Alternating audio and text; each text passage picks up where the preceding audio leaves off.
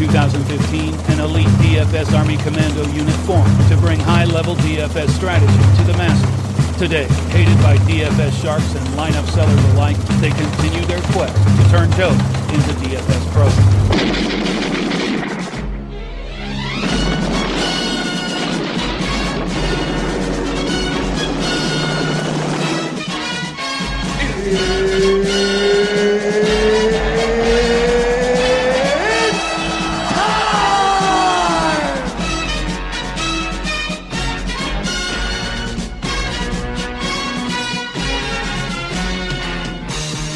Hello and welcome to the Taco Tuesday PGA DFS podcast, presented to you by DFSArmy.com.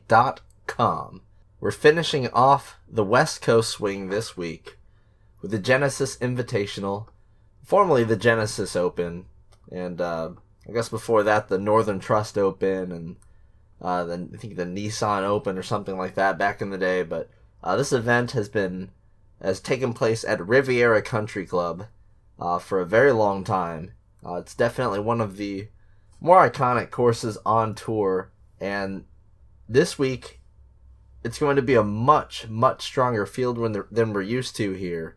We've got almost every single big name in golf here.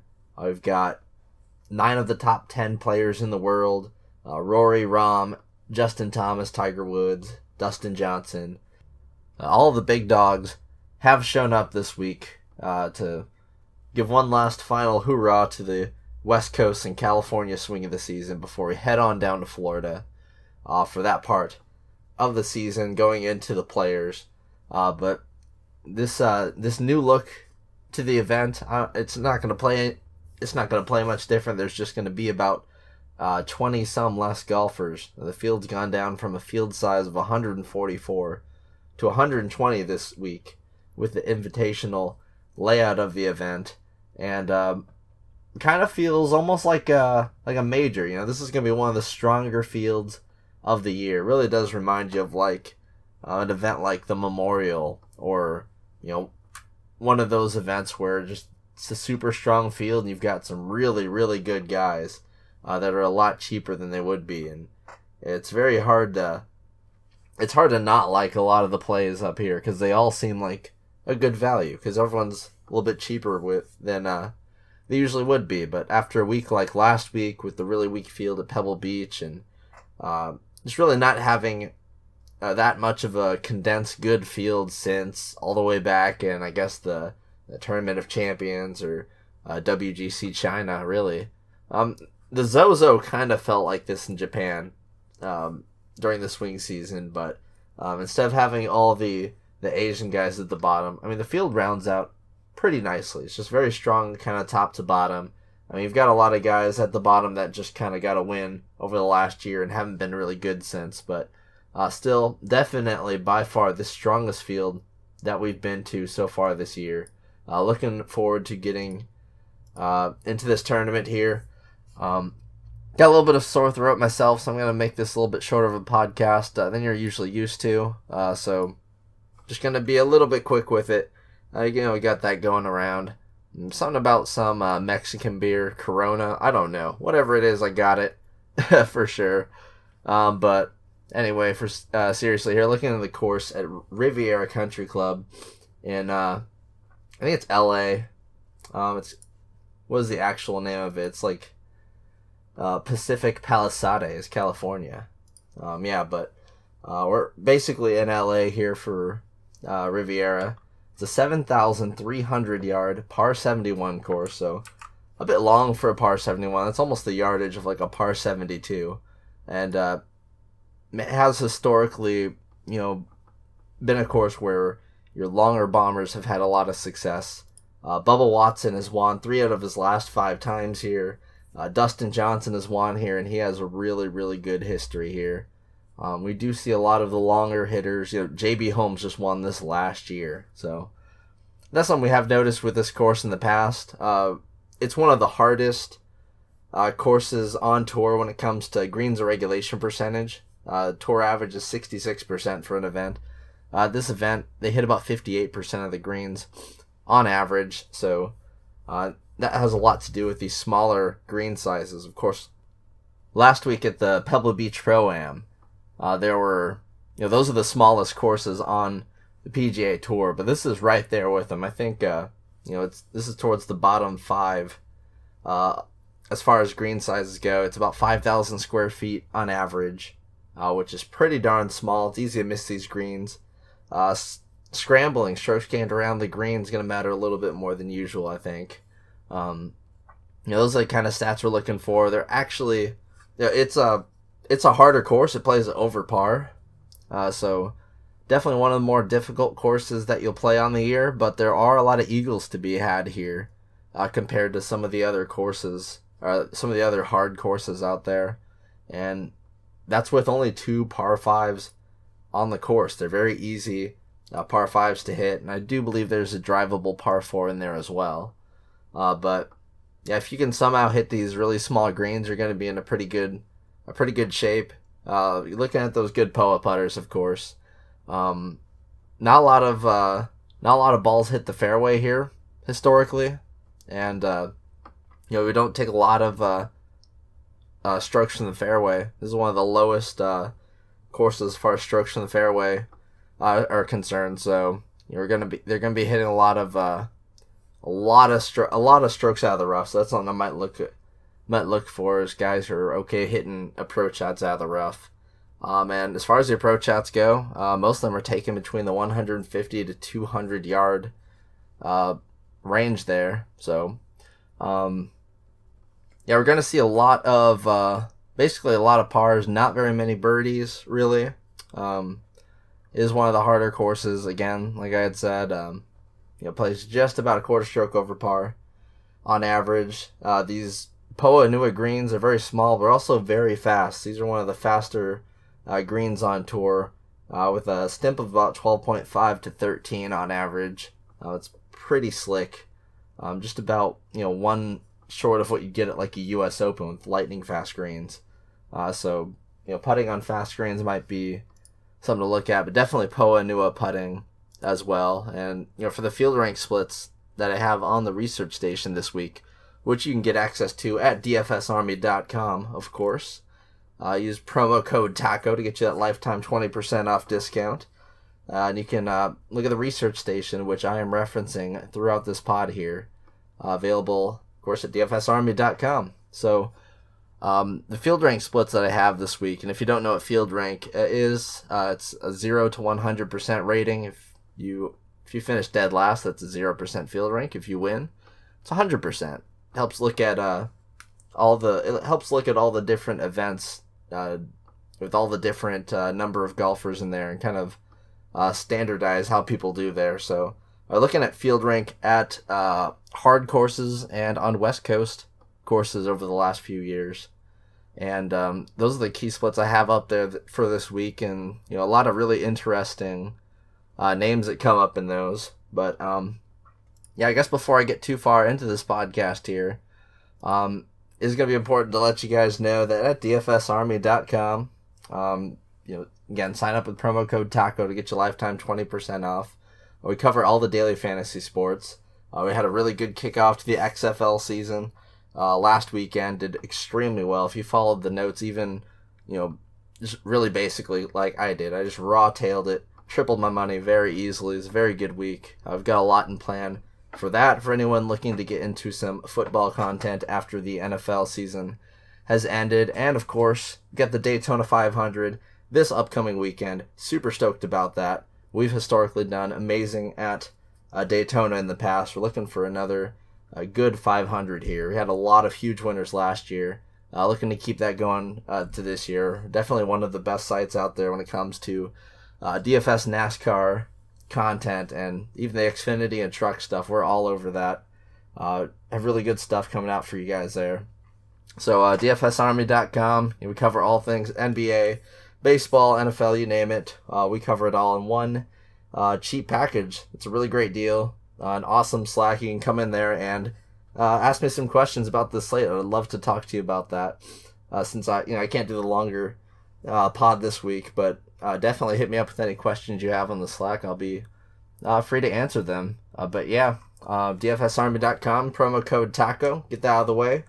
And we can kind of head into this field here. We got a sense of what we're looking for here. The approach game around the green. Putting a little bit more than last week, I guess, but still, you definitely want to be a good POA putter. That's the one surface that I look at more than bent grass and Bermuda. I really like to look at guys who are good at POA because that can be a very alienating surface. You see a lot of guys who are either very good or really bad at that. On the POA NOAA greens, they're very bumpy, and we don't really see them much past the West Coast swing here. This is where we get most of our POA and NOAA, but again, it's important to remember for like showdown and stuff that with POA it kind of opens up as the day goes along. It gets a little bit bumpier as the sun comes out. So that's just something always to keep in mind. I mean, generally, morning tees play I think it's like 0.1 strokes lower than PM tee times just on average, but it might be a little bit more so here at this event. So just something to keep in mind. Of course, you don't know too much about weather yet until Wednesday rolls around. We start to get some good predictions, but it's not going to be quite as coastal as last week when we were right there on the coast. But that's still something that could come up, and we'll definitely have that covered for you as we get near to lock. But right now it's a Taco Tuesday. We're looking pretty good for this event. We've got, again, just a stacked field, and let's just dive headfirst into it, starting with Rory McIlroy. Rory's been just an absolute beast lately. Last few times we've seen him on tour, he was third at the Farmers Insurance Open a few weeks ago.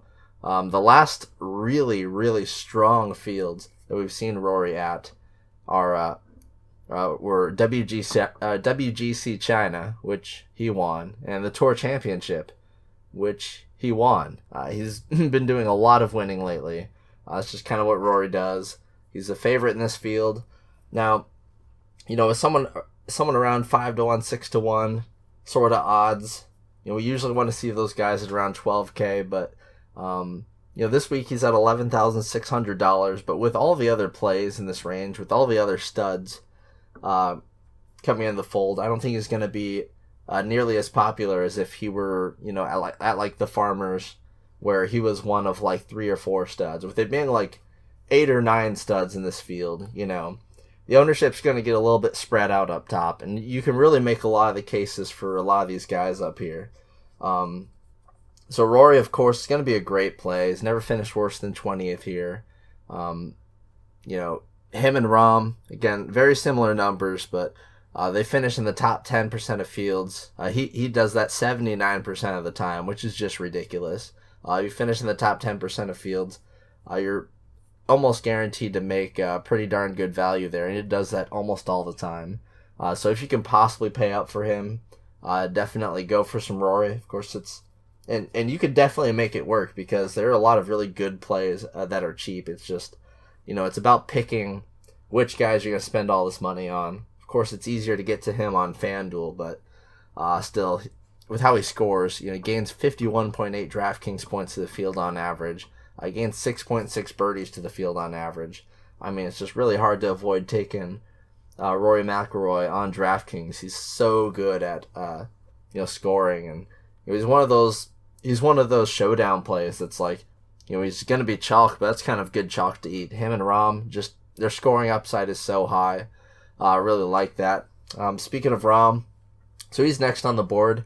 He's at 11,200, and Justin Thomas actually has the same odds as him. Some sites he's actually favored, and he's a little bit cheaper on both sites, coming in a few $100 cheaper.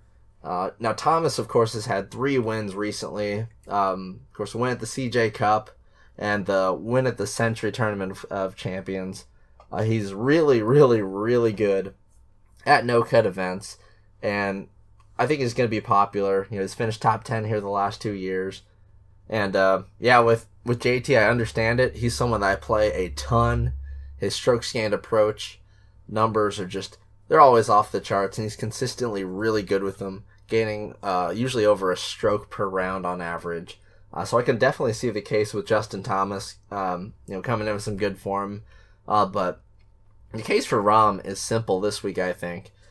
So when you look at the types of holes on the course, and that's something I look at closely every single week. This is one of those weeks where just one hole type in particular just sticks out big time, and that's of course medium length par 4s, which 9 out of the 18 holes on this course are between 400 and 451 yards. You got the one par 4 that's just outside the 400 to 450 range. We might as well throw it in there. It's just 1 yard off, so that's half the entire course that is in one specific length of par 4s, just right in the middle. You only got one short par 4. That's the gettable, damn near drivable one, and 2 of the longer ones. And I think last week we had like 5 or 6 of those on a couple of the courses, those long par 4s, especially a couple of weeks ago. Like at the Farmers especially, had tons of long par 4s. This one's all about the medium length par 4s. You're not going to get a lot of your par 5 scoring like you would from guys like Justin Thomas. Justin Thomas ranks second in this field in short and long par 5 scoring. You've also got Xander Schauffele, who's number 1 in long par 5 scoring, number 3 in short par 5 scoring. It's not a par 72 course, so that's going to be kind of limited a bit this week with the par 5s. But you've got some really nice medium length par 4s, and if you can just hone in on that specific length, that's honestly, I'm going to get a lot of my favorite plays on the week from this range. And the number one golfer in strokes gained medium length par 4s, that would be Jon Rahm. Just comes in slightly over Patrick Cantlay, who I absolutely adore this week again. It's probably my favorite play, but we'll get to him. But Rahm, debuted 9th here last year, has been in absolutely sickening form. In his last 16 events played, he has 3 wins and 13 top 10 finishes. Just absolutely unreal form from Rahm. And we've been seeing him really, really avoiding putting up big scores. Very good at double bogey avoidance. Doesn't quite have the birdies or better gained numbers that a Rory or a Cantlay or even a Tiger Woods has as of recently, but they're still pretty competitive. 3.1 birdies or better gained to the field on average. Again, not quite as good as the guys around him, but that's still pretty solid. And Justin Thomas, one of the knocks I have on him, I guess, is that at hard courses over the last year, he's played 7 of them and only has a 65% field rank split. That seems to be quite lower than anyone else in that range. That might be the one spot that I'm seeing from him where it's kind of a negative for him. He did have the miscut at the Sony Open, of course, when he was 5-1 and $12,000, and not very good at putting on POA and Nua greens. Loses 0.4 strokes per round on POA and Nua greens. So love Justin Thomas. I'll probably still have a decent amount of him, but if he's looking to be the chalk in this range, I'm thinking that I might pay up a little bit more for a lower owned Jon Rahm, who's number 1 in the field in the par 4, the hole type category that we are looking for, the exact right one.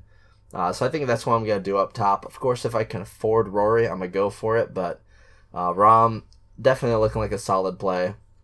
Tiger Woods overpriced again at $10,400.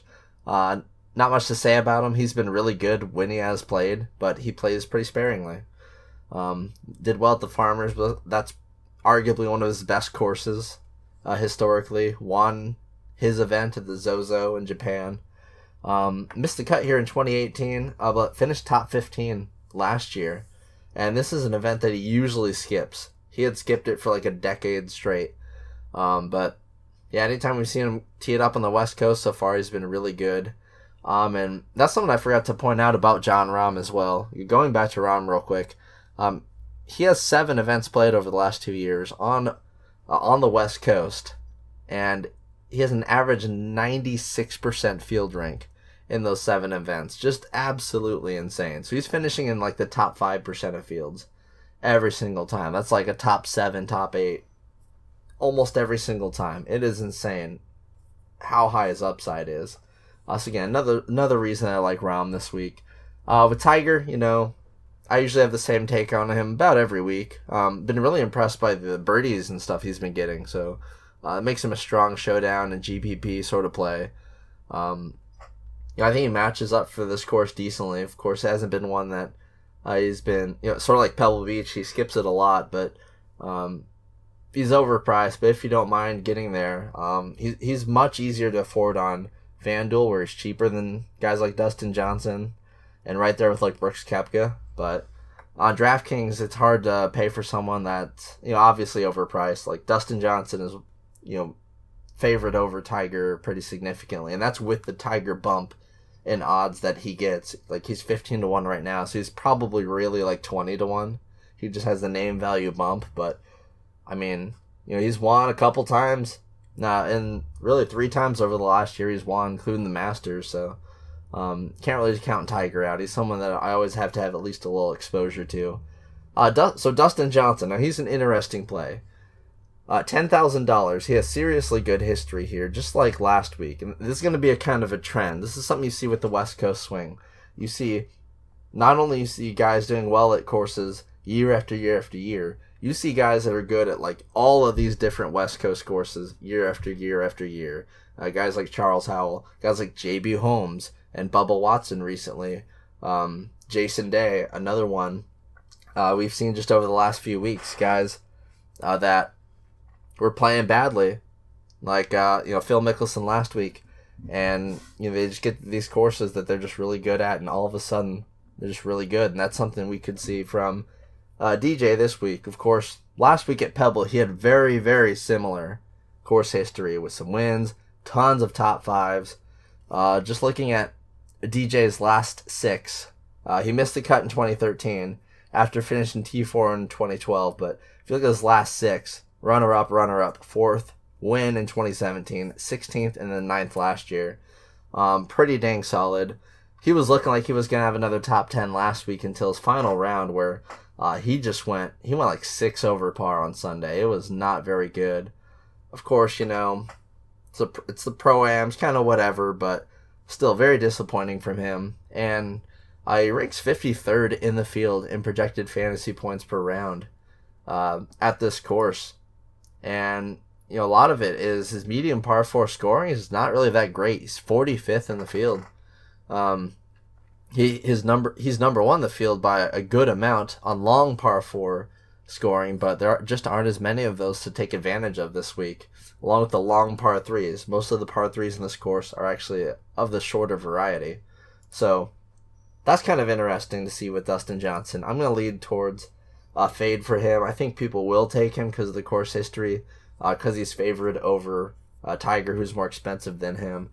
But again, I also think a lot of people will see that he was so bad last Sunday, and that'll kind of keep him from being like too popular. But still, just more evidence that the ownership's going to kind of be spread a bit up top, and that's just kind of how I see it. Because most of these guys, Rory, Rahm, Thomas, Tiger, Dustin Johnson, Cantlay, Bubba Watson, all of these guys at the very top, they all have pros and cons. There's no one that really sticks out too much to me outside of, personally, I think next guy we're going to talk about here, Patrick Cantlay, $9,800.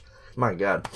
But okay, Cantlay, $9,800, 11-4 on FanDuel, and even better value on FanDuel.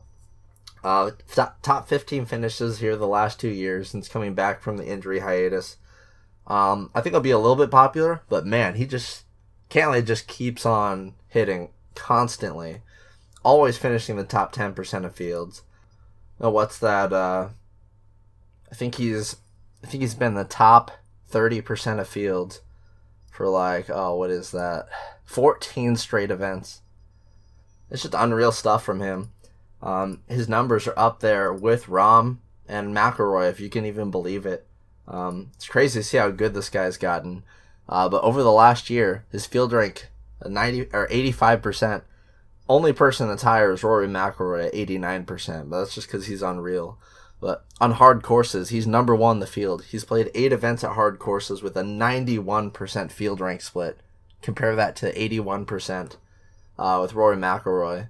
And, it does pretty decently on the West Coast as well. Not quite as good as Rory McIlroy in that regard, but still, finished in the top 10% of fields 68% of the time, trailing only Rahm and McIlroy there, and at quite the discount. The dude's legit. Again, second in the key par 4 range this week. Ranks number 1 in projected round score, number 1 in projected DraftKings points per round, number 1 projected FanDuel fantasy points per round. Just solid. Every single thing about him just looks really good. Gaining strokes in every single category and every single split. Hitting at 304, and recently he's been hitting a 66% adjusted driving accuracy percentage to go with that 304 off the tee. That's pretty solid. Gaining 35 fantasy points to the field on average. Just doing everything right. Just being really solid here. He's my favorite play of the week again last week. T11 last week could have been a little bit better. It was just kind of pedestrian on the weekend, but still. He's just super solid. I'd pay for him in cash for sure. He's just a solid commodity. The only person missing out of the top 10 this week that could possibly be more consistent than Cantlay would be Webb Simpson if he were to play. He'd be the only person even contesting him for the number 1 spot in my mind as far as best plays on the board. So love Cantlay, can't get behind him anymore. The next play I'm about to talk about, the next few actually are pretty interesting. Bubba Watson at $9,600. Yeah, you heard that right. Bubba Watson at $9,600. But it's worth it. If anyone is a slave to course history, it's Bubba Watson. You saw at the Travelers, he's won there like 3 or 4 times. This is another place. Again, he's won 3 out of the last 5 times he's played, not counting his withdrawal in 2017. He also withdrew in 2011, but still, the guy is an absolute beast here. He does not rate out well in any stats outside of recent form. He finished 3rd at the Waste Management and 6th at the Farmers Open. What do those places have in common? He has extremely good course history there as well. It's just one of those things. He just so happens to be good at these courses. But he's been doing it all through the putter lately. Like, all through the putter. Not even gaining strokes off the tee much like he usually would. It's just been legitimately all putting recently. And that has to regress at some point. So even though he has 3 wins here since 2014, I can't justify to myself paying up for a Bubba Watson at $9,600. I mean, yeah, we'll probably have a little bit of exposure, but I'm definitely going underweight on the field here for, Cantlay right there. And just some of these other plays here, honestly. Then the next play at $9,400, Brooks Koepka just lost his number 1 ranking in the world to Rory McIlroy last week. And, he's kind of boosted a little bit by the fact he has those 4 majors over the last 2 years. And that's really the only reason for his ranking inflation. But realistically, he's still a top 5 golfer in the world. And he's been doing all right in Europe. Just kind of all right, doing his thing. Of course, that's where he got his starts. He didn't go through the web.com or Korn Ferry Tour as it is now. He played in the European Tour. Sort of like we see guys like David Lipsky doing their thing over there. Kitayama is a good example currently. But yeah, Brooks Koepka on tour recently. We haven't seen much from him. 106th at the Shriners. Withdraw at the CJ Cup. It's always kind of been the same thing with him. He only shows up for big events. Well, this is a big event here. So, I don't know. It's hard to know what to make of his, sporadic showings over the fall swing. He obviously hasn't really cared much about it. He's got better things to do. But, the ownership's going to be on the lower side. His price is very low to how he's been priced over the last year. Does not have course history here outside of a miscut in 2017. That's it. So, another guy that likes to skip this event. But with it being such a marquee event now, he's kind of forced to play it. Just a really, really risky GPP contrarian play, in my opinion. Then you've got Hideki Matsuyama. $9,300. He's not going to be as popular as he was at like Waste Management, where he ended up doing all right. Really, his form has been extremely solid over his last 7 events, finishing T16 or better in every single one, except for a T45 at the Farmers Open. But I was really impressed by his T12 at the Sony Open, because he was historically really, really bad at that course and missed the cut every year, and came back and did pretty well. And his approach game, of course, has just been on fire, and it's not like that's something that'll regress. That's the best part of his game. Besides that, and his around the green game. And like I said earlier, around the green's going to matter here. So, I love Matsuyama. I think his ownership will be somewhat tame, because some of the plays in the lower 9K that I'm about to talk about here will be a little bit more popular than him. But I have no problem with him. Very good price on FanDuel, too. He's cheaper than both Xander and Tony Finau that I'm about to talk about here. So, good value over there. Getting into Xander and Xander. I don't know how you pronounce his name, actually. Pretty sure it's Xander, actually, but I like the sound of Xander, so I'm going to go with it. Look at Xander Schauffele. He's 20-1. Hideki's 25-1. So, again, that's why I think his ownership's going to be a bit lower. That and the fact that, Xander at strong fields is just very good. All of his wins seem to have come at reduced strong fields, Tour Championship, WGC events, Tournament of Champions. That's just where he thrives.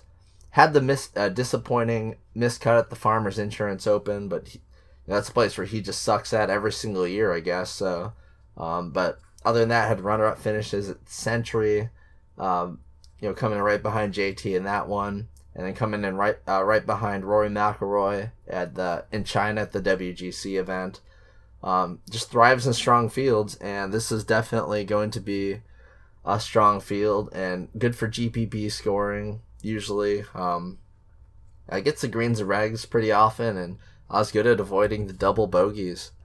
Just kind of been doing his thing. He's also a much better putter on POA surfaces, so that's something I'm definitely looking forward to with him here. Definitely going to have some shares in GPP. Almost borderline cash safe, honestly. Then you've got Tony Finau, who, his course history here looks a lot like his recent form. Good lately, but if you look a little further back, it's kind of yikes. So he's finished 2nd, 6th, and 14th so far in this West Coast swing. If you look at his fall swing, he missed 3 cuts going into that. Now, one of them was impressive. Was it 6th place finish at the Farmers, I do believe? No, Waste Management. His runner-up finish was super impressive. So he's repping the Kobe gear. He embodied the spirit of Kobe Bryant himself and just started balling out. But, of course, he also embodied the spirit of Tony Finau and came 2nd and didn't win, which is what he likes to do. And he's done that here in 2018. Finished 2nd, did not win. He's going to get a real win one of these days, I swear. But as of right now, he only has that win from the Puerto Rico Open, which doesn't really count. But still, he's someone that's always going to be popular. Him and X, just going to be really, really popular, I think. People are going to see that form with him in the 15th and the 2nd over the last 2 years. But it was not pretty at this course for him in the years before that. But still, with him almost, really likely to make the cut, I don't know. He's so good at stuff like fantasy scoring. Good with his approach game. Has had a hot putter recently. I mean, I'm probably going to get off of him, but I really couldn't talk ill of anyone that plays him. I mean, he's going to be a solid play in this range. You can kind of make the case for a lot of these guys here in this range, and a lot of them are interchangeable, and I'm going to kind of go off of ownership, to be honest. I see him and X being very similar in ownership, so it's hard to know who I'm going to go with there, but I'm leaning X. You got Adam Scott at $9,000. He hasn't been on tour since really WGC China. We haven't seen him in America since the Shriners Open, and he's been making all his cuts and stuff here. It's great history here. 7th, and then the T53 in 2018. It's not that great, but before then 11th, 2nd, 10th, 17th. Super solid history here. This is a course he likes to go to. Now I could see myself using some Scott because I see the guys around him being more popular. I think he will be certainly more popular than Jason Day underneath him, but if you look above him, Finau, Xander, Hideki, those guys definitely going to be more popular than him. But I think his really good course history will keep people on Scott, and people generally like to play Scott even when he's in a bad spot. And his driver has not been very good recently, but his fairway to green game, I guess that's what we'll call it, has definitely been keeping him afloat as of late, because it's been really good. And you always know his irons, long irons, are, one of the best that there is, and it's kind of always been that way. Then you've got Jason Day. So, over the last 2 events, he's come back from the grave and had some really good performances. T4 last week at Pebble. The thing about him is at Pebble and at Farmers, his course history just balls out. It's just like Bubba Watson's, Phil Mickelson's, just super, super good course history at both of those events. Now, this would be the litmus test here.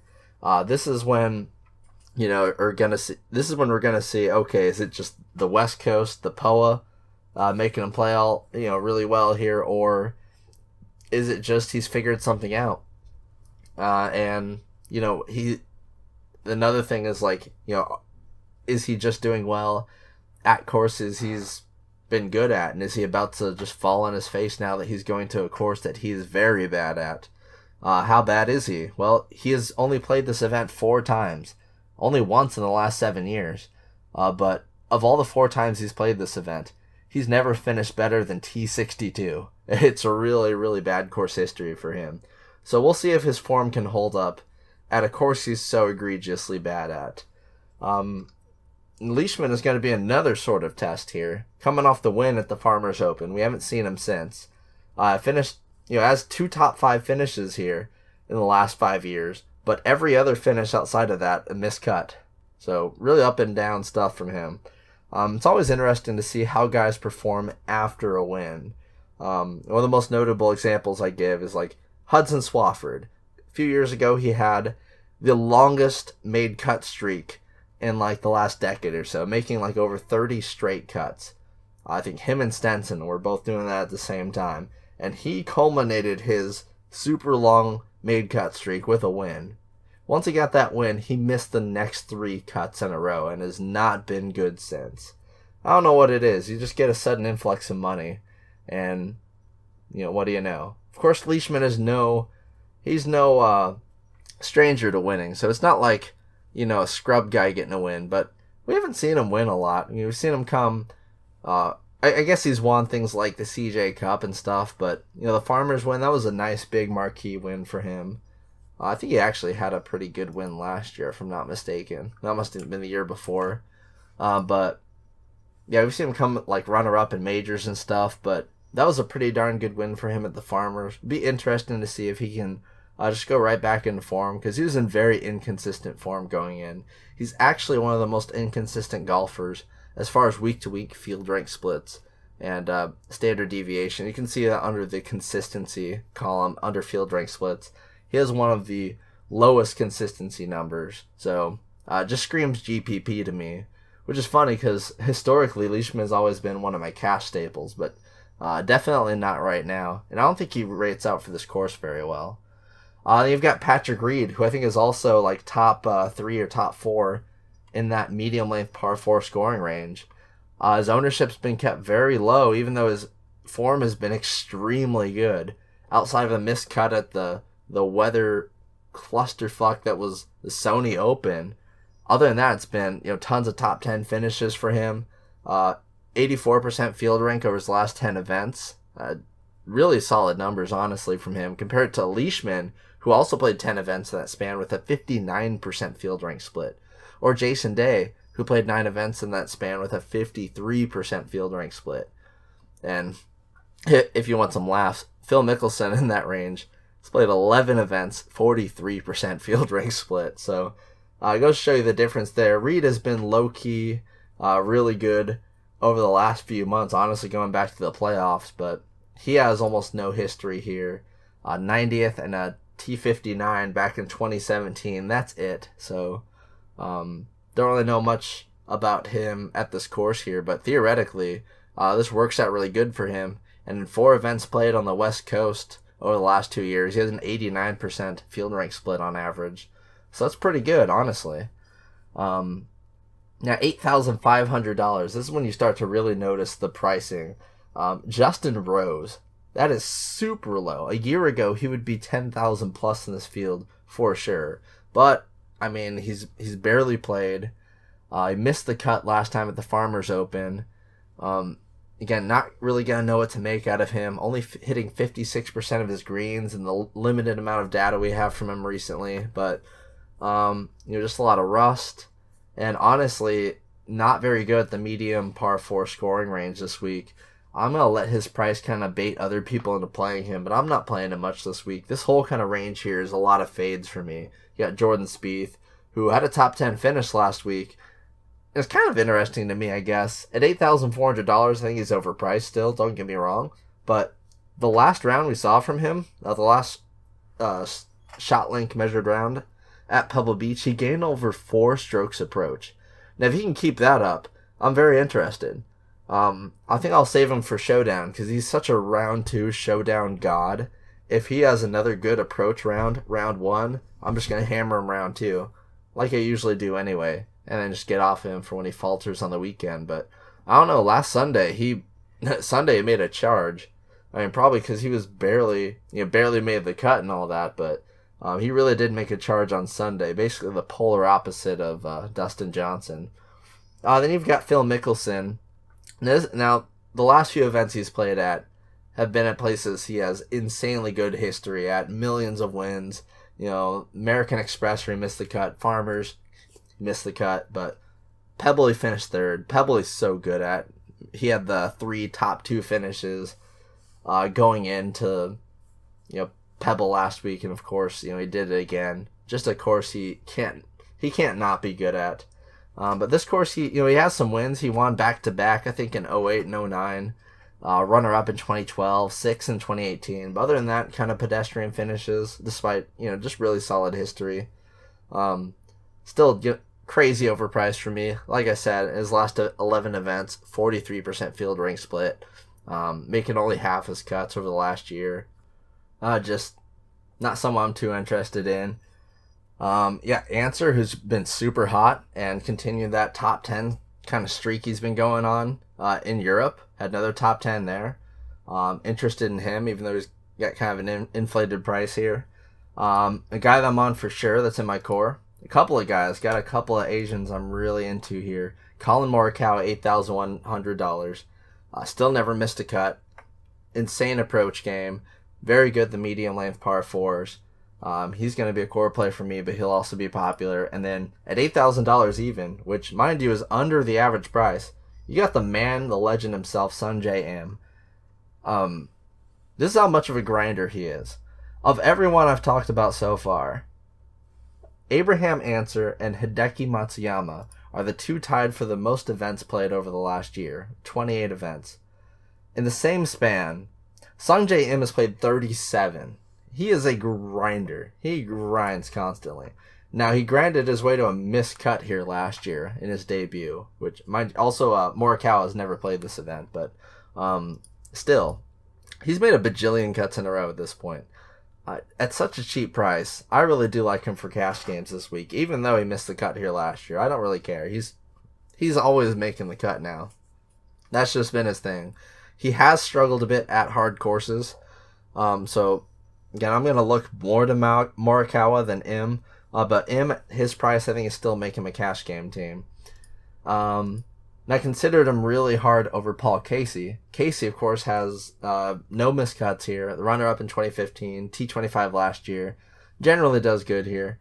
Thing with him is, though, he was looking really good last week at Pebble, where he's like the 3rd most expensive guy, or like the 4th most, or whatever.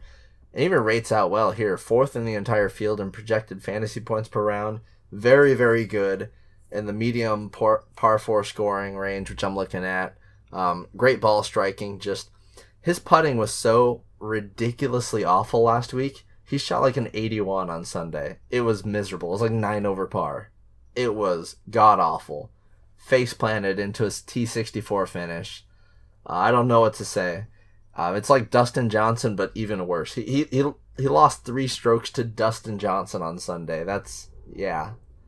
So that's a problem. That's really bad. I mean, at $7,900 though for Casey, that's still an insane price. It's just around like that. That leaves a flavor in your mouth for sure. So I don't know.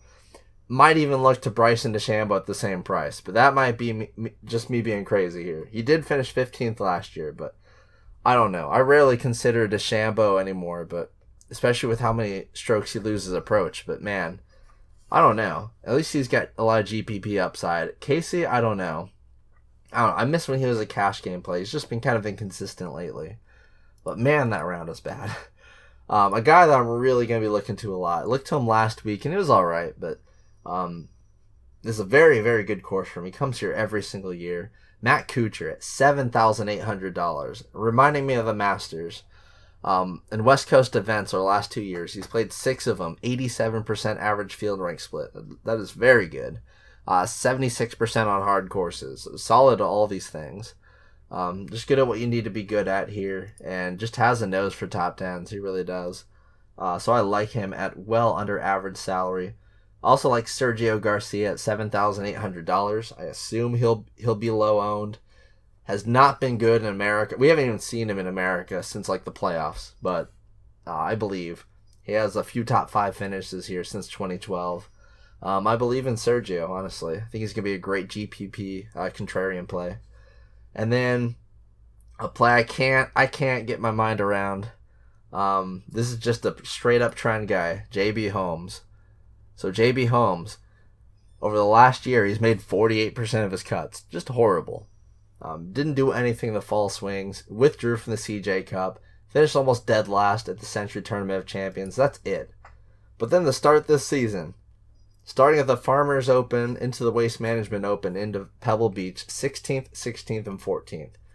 All courses he has insanely good history at.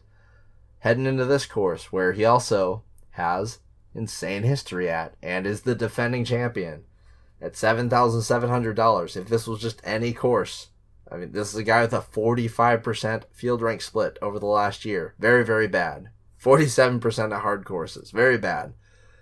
But just over the last 3 rounds, he just so happened to play really well at courses he's very good at, and this is another course he's very good at, but it's been all putting. All putting. And he's a much better POA putter than on other surfaces, that is for sure. But my God, he's been hard carried by his putter, and I don't know if I can even get behind that. I mean, gotta have a little in GPP, I guess. He's basically Bubba Light. That's what he is this week. So I don't know. Moving through this field, a sneaky play I like is Ryan Moore. He's got some top 10s here. Low-key got some top 10s. Really has 3 finishes at T13 or better in his last 5 events played, but no one really likes to roster him. That's just kind of how he is. His approach game has been amazing lately. Kevin Na, tons of top 10s here at this course, although it's a very streaky course history here.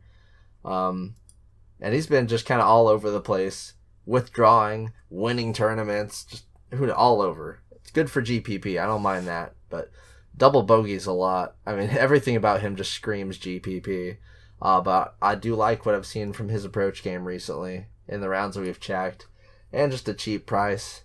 You've also got the same price there at $7,500. You got Charles Howell III, who was 6th here last year. It had a horrible, like this used to be an awful event. This is where you got off of him every year. But the last 3 years, he's actually done really well at this course. He's been oddly inconsistent. Missing the cut at the American Express for the first time ever. Last time we saw him 4 weeks ago. That was like the first time he had ever missed the cut there in like 15 tries or something. But he doesn't like to miss 2 cuts in a row. I can say that. He's all about his bread. He's all about making the money. So at $7,500, that's just a super cheap price for him. And what is his best hole type by far? It is medium length par 4s. Just another thing I'm going to throw on out there. And you've got Max Homa, same price, who's been the talk of everything really. He was 18% owned in the $5 last week. 18% owned at $8,300, being Max Homa, a guy that, like, he's not that great. Rates out 109th in projected round score. Like, over the last year, like, 57% field rank split. It's not great. Even with a win thrown in there. Yes, he had a win. Heck, over the last 12 he's played is a 49% field rank split. And that includes the 14th, 6th, and 9th he's gotten over the last 3 weeks. Like, he was really, really, really bad up until just recently. But once it hit California, he just made cut after cut after cut. He's from California. It must be a California thing. And he made the cut here last year. So I expect him to be popular. I would much rather play Charles Howell III. That's just me. But a very similar sort of play to JB Holmes. You just kind of keep going with the form.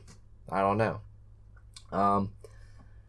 Moving down here, you got Scotty Scheffler at $7,400. A very interesting play there. Has had a few bad tournaments in a row after some seriously good form to start the year. Probably good for GPPs there. Ranks third in projected fantasy points per round. Has one event played here in 2018 as an amateur, and he sucked. He missed the cut by a bunch of strokes. So I don't really know what to make of that. I got Ryan Palmer, who finally got off of that streak of form, and just barely missed the cut at the Waste Management Phoenix Open when he was the chalk. I think everyone's going to jump off of him, and doesn't really have history or anything here to convince people to get back on him, but I think that's going to be a nice place to get on him now that he's not going to be the chalk. Good price for him. Cameron Champ, who's been really solid since his win at the Safeway Open in California to start off the swing season. And he's super long off the tee. No one's as long as he is, but he's missed the cut pretty badly here over the last 2 years, and that's pretty much been it from him. He has a huge problem with double bogeying, huge problem with scrambling, so I don't really know if I'm going to go there. I would honestly rather go to Brendan Todd, as weird it is to say that out loud. Just no one owns the guy, even though he had back-to-back wins. I know it was in the fall swing, but he had like 3 top 4 finishes in a row, just with 2 wins in there, like just insane. And since then, it's not like it's been horrible. I mean, he was horrible at the Century Tournament of Champions, don't get me wrong, but I did well at Sony, T21. T37 at the American Express is not too bad. He is a bit short off the tee for me. I wish this was Pebble. I'd have a much better time playing him at Pebble, but I think if you're going to get him like 2 or 3% ownership, that's a very good play to make there. And then I also like Joaquin Niemann at $7,300. He's moving places in Vegas, that's for sure. Seriously underpriced, I think. And he's not as shiny of a toy anymore, so I think his ownership might even stay in the single digits, hopefully. But I love that play right there. Just if only he could putt. You just got to pray that he doesn't like quad putt a 5-footer, and you should be good to go. Alex Noren at the same price. I think he's going to be more popular. He's been in really solid form in America recently, and only has a T16 finish here in 2018. That's pretty solid too. Very good around the green work.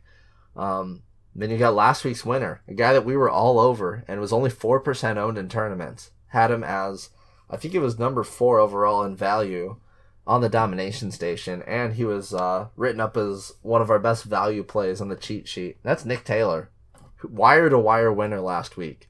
What a stud. So he's made 4 straight cuts here. Generally really good. If anything, the guy's a cut maker, but, is he going to be like Hudson Swafford and just suck now that he's gotten his win? It was his first win since 2014, so who knows? Or is he going to be like Sun King from last year and then just win and then just continue to have top 10s? I don't know. I guess we're going to see.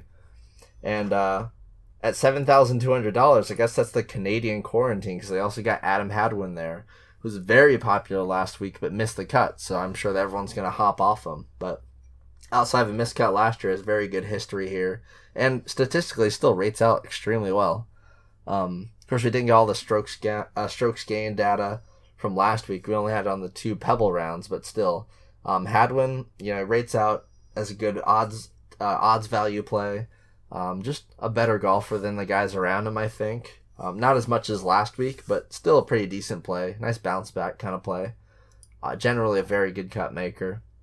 And the best bounce back play, I think, sticking in this range is Russell Knox. Granted, he does not play this course, like, ever. But he was super, super solid to start the year. Made like 9 straight cuts, all top 40s. And then just, he would have made the cut last week if it was a regular 2-round cut event. But his Saturday was just awful. And he missed the cut, and it sucked. He killed an insanely good lineup I had that had Nick Taylor, and it had the, I think it had Jason Day as well. It was just an insanely good lineup. Had Kevin Streelman to finish solo second, like really good lineup in the $3, but Knox just ruined it. But he was kind of chalky, almost like one of the chalkiest guys on the slate last week, and now I'm sure everyone's going to abandon him and run the other way. Could just be a bounce back play, but I don't know. And you got Piercy, same price. I mean, $7,200, full of very interesting plays. Piercy was very, very popular last week, and he's made like 5 straight cuts going in, looking pretty good, but his history here is horrendously bad. He's actually played this event a lot. Withdraw, T77, T61, T77, 142nd, T72, just so many finishes outside the top 60. It's going to be hard to recommend him, especially with that new T65 and tie cut rule, because it's not looking good for him. Even though he makes 91% of his cuts in general, that's going to be kind of a bad course history versus good current form sort of deal. Jason Kokrak at $7,100. Very good history here. I kind of like him. I don't think he's going to be too popular, even though he rates out really well. Just not a name that people are used to piling on.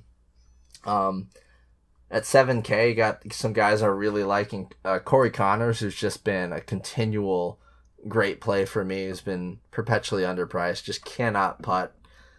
He's actually been gaining strokes putting over his last 10, but man, is he bad on POA. I would just proceed with caution with him because he's so bad on POA.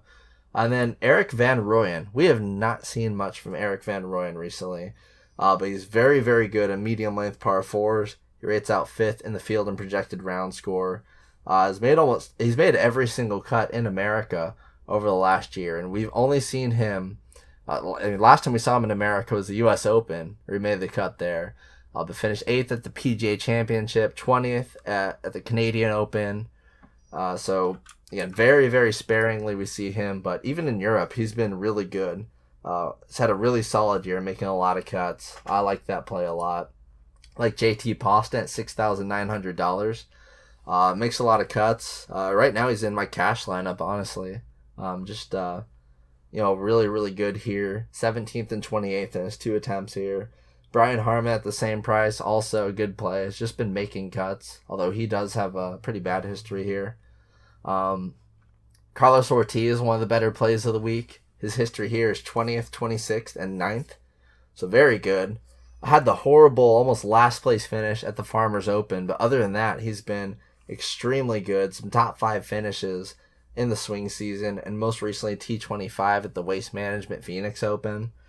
Lanto Griffin, who has had 2 horrible missed cuts sandwiched by top 10s, and of course had that super strong start to the year. He's going to be a very interesting play, super cheap. The 3 hard courses he's played at, he has a 97% field rank split. So that should be pretty interesting, seeing how he ends up performing. And getting into the 6K range, there are a lot of good plays here, but would like to wrap this thing up. I will mention Tringali at $6,500. Historically, he's been very good here. Just good at making a lot of cuts and stuff. Denny McCarthy at $6,600. I don't think he's missed a cut on the season so far, but just a heads up here, missed the cut here pretty badly last year. His worst event that we've seen from him was at the Farmers Insurance Open on the year. He finished T64, just barely made the cut, and was awful on the weekend. The thing about McCarthy is no one relies on putting more than McCarthy, and on average, over the last 50 rounds, he gains 1.3 strokes putting, which is more than anyone. Like, he's the best putter on tour, but he loses 0.2 strokes on average on POA. He's a bad POA putter. Just a fade for me this week. And then you got Watney, who I don't think is going to be popular. who is pretty low-key good here and kind of rates out well for me. Very good approach numbers. And then a few warnings I wanted to give out. Like Joel Damon, who knows with him? He's had a couple of withdrawals recently, but he also has like 4 top 15 finishes since the Shriners, which is amazing. The big one I wanted to put out there was Nate Lashley. We love Lashley. Lashley is always a top value play for us over the last year or so, but right now, I withdrew again last week. He's in the field here for now, but that's just for now. It's just so weird. He came third at the Waste Management Open, but that's sandwiched in between like 3 withdrawals. I don't know what to make of him. It's just got to be a no play at this point. It's just kind of sad to see. Yeah, Vaughn Taylor has finished top 20 here the last 2 years. Had a streak of top 20 finishes until the last 2 weeks where he's missed some cuts at courses he's good at. Don't really know what to make of him, but he's so cheap. I don't mind it for GPP, especially with the increased made cut percentage here. And to finish out the very bottom here, Adam Schenk has looked pretty good, making a lot of cuts at $6,400. Aaron Badley, we had a member that was on the bag for him last week at Pebble. He had a top 25 finish there. He was pretty solid. Always a very under-owned guy. He is a around the green specialist, and you know, if you're really good around the green, might as well take him at the place where the holes are the smallest. So go wild, Bads. Very good POA putter. Just one of the best putters on tour over the last decade or so. And he actually has a win here in 2011. He has 4 top 20 finishes since then. It could be a very sneaky play down there at $6,300. And after that point, there's not much left in the field that's any good. I mean, Sam Ryder seems like an okay play at $6,200. Of course, my boy CT Pan, $6,200. Although, if I wasn't a fan of him, yeah, it wouldn't really be that great of a play. And then another guy's been an enigma to me. I mean, he's probably too old at this point, but Steve Stricker. So he's 0 for 3 and made cuts to start the year. So his always makes the cut thing, or makes 90% of cuts thing, it's kind of gone out the window. I mean, it's about time for him to head full-time to the Champions Tour, but he's a winner here in 2010. Seriously good course history here. The few times we've seen him since, he's finished T29 and most recently T11 in 2016. Just kind of interesting. Only 275 off the tee, by far the shortest of anyone here, but just interesting. After that, I can't really, in good faith, recommend any of these guys at the bottom. I just can't. So I think I ended up having like a full length pod here. Yeah, an hour long. God, I'm like, I need to clear my throat with something awful. So best of luck to you guys this week. Let's keep up the good form here. It's been an awesome start to the season so far. I've been very profitable. I've had some guys win some huge bucks already.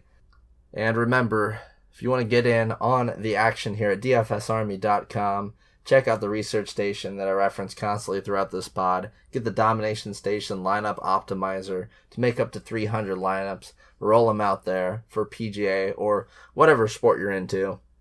dfsarmy.com, promo code TACO. Get you that lifetime 20% off discount. And hopefully I'll see you there. Hit me up in the Slack channel if you have some questions for this week. And yeah, that'll pretty much do it. I will see you guys next week when you head out to Florida for the Florida Swing. Or, no, actually I think it's Mexico first. I think we do the Mexico-Puerto Rico week. And then we go to Florida. I'm pretty sure that's what we're doing. So I'll see you guys wherever we're at next week. Good luck.